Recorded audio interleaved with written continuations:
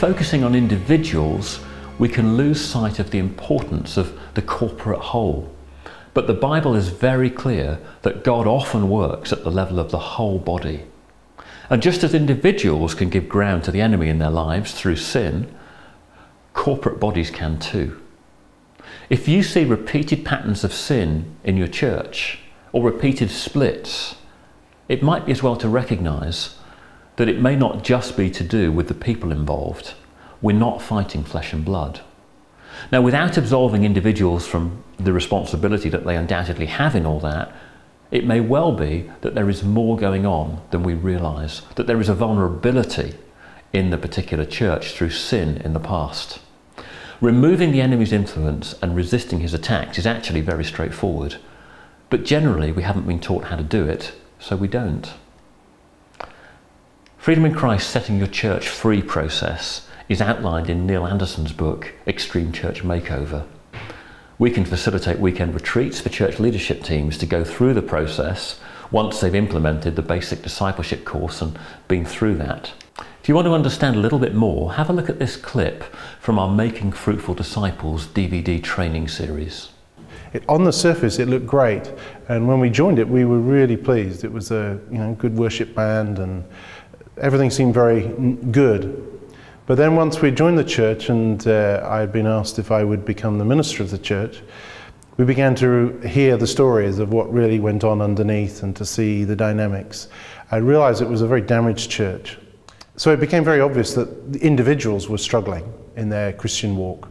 But there seemed to be corporate issues as well. Before I became the minister and before I even knew I would become a minister, I had read Setting Your Church Free by Neil Anderson. Somebody had it on their bookshelf and gave it to me, and I read it, and as I read it I kind of got the feeling that God wanted me to do this at some stage. I didn't know how or when, but as time went on and I got hold of the Freedom in Christ teaching more deeply, had my own freedom appointment, which was kind of crucial to go through the steps and be free myself, be able to see people changing within the church as they went through the steps.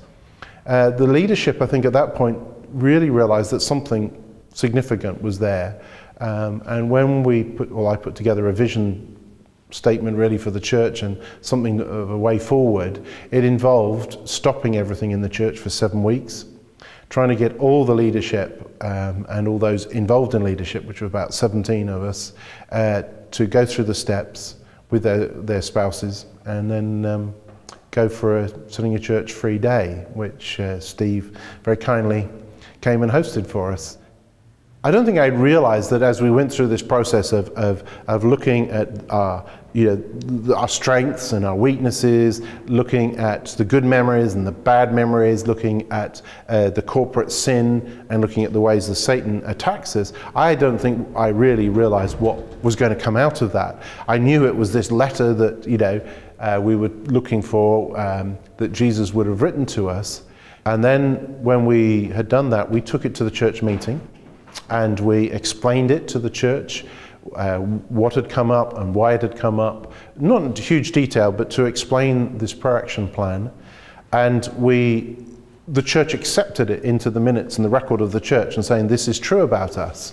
And I then preached 7 weeks, one on each stronghold, and explained how they could be broken. It became really part of the fabric of our church. We used it in our annual covenant renewal for a few years.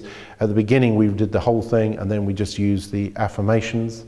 But it kind of became part of the church until those issues were no longer issues, when it kind of faded into the background fairly naturally. There was a remarkable change. Even the very next day we saw change, and it just continued from that point on. We were radically transformed as a church fellowship. It just seemed to be a church that collected controllers. I suspect because they had never been stopped or rebuked at any time. Like bad behaviour, it had just got worse, and everybody came in who was like that and just carried on behaving the same way. We finished on a Saturday evening, and on the Sunday morning I went into church, and by the end of the service, at least three that I heard and knew manifested their control. They tried to control in their own different ways. What was different was not that they tried to control, but for the first time 3 different individuals rebuked them and said, stop, that is not the way it works. We did the session sometime between Easter and Pentecost, and by Christmas I would say that every controller had either been changed personally or had left. It was as simple as that. And the church was controller free. I mean, absolutely changed. And that was not the only, I mean, there were, as I say, 7 strongholds I think that were revealed during that process. And all of them became history.